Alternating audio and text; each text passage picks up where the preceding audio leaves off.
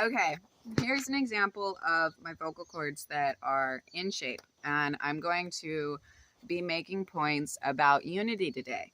All right. All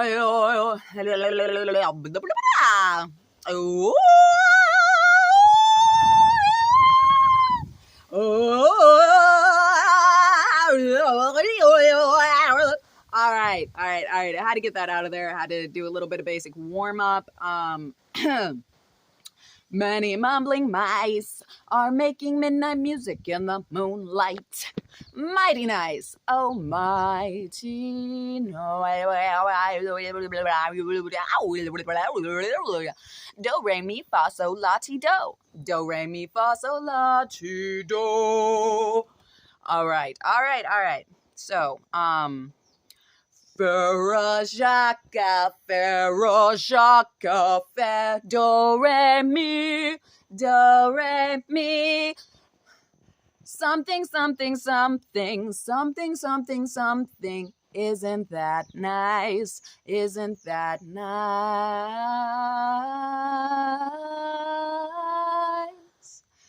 All right. All right. Okay. So this was once common practice for people. They may have been paid for it, but they weren't paid for it. It was common healthcare practice, and the reason medically that it exists is for oxygenation to the brain, endorphin increase, and circulation throughout the body, and those things make better mental health. They make such good mental health that some have been able to get away from things like sex, and sex addiction is a thing, and food addiction is a thing, and overeating and obesity are things. So this is all right. So here we go. Blah, blah, blah, blah. All right. All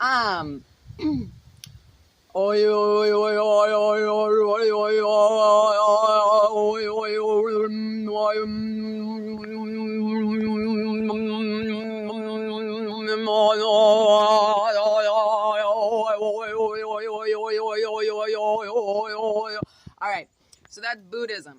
Okay, and it's a throat practice. Now, tribal, and I just know this because I got ears. All right, what does tribal sound like?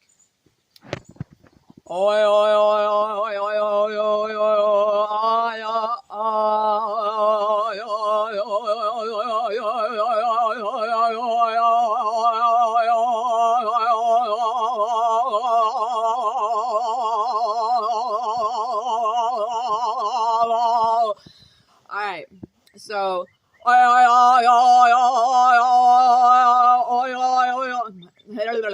okay. So the distinction in China, I think they did a oi, whereas in America they do an ah.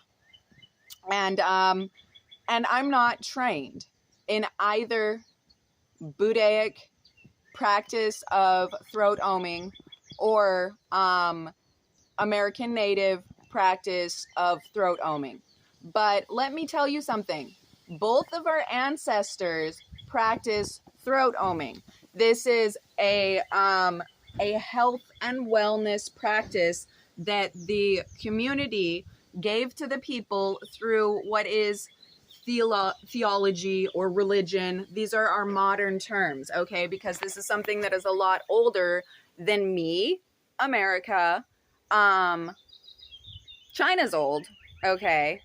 But, most of the countries in Africa, and I would be very surprised if there's not an African version of the same vocal practice. I prefer the Native American ah within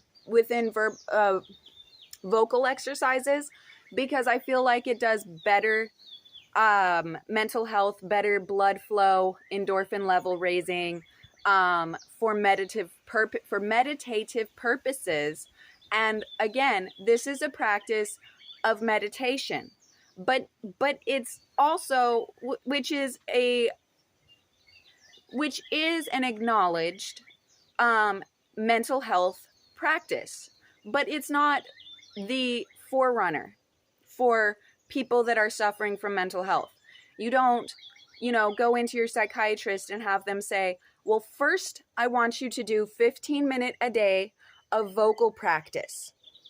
And then in this specific manner, and I want you to have a calmness of your environment while you do it, and to heal and put stress. And anyways, I don't have a calmness. I have somebody honking at me right now, so I'm gonna have to go ahead and let you go. But this is a short talk on blood flow, circulation, endorphins, unity of nations, how our ancestors had similarities and similar social tools for the population, and why it's important to cherish those, why it's important to integrate them into our children, into ourselves, and into the adults that weren't given these tools, into our elders, because it's still useful, and it's scientifically provable that these tools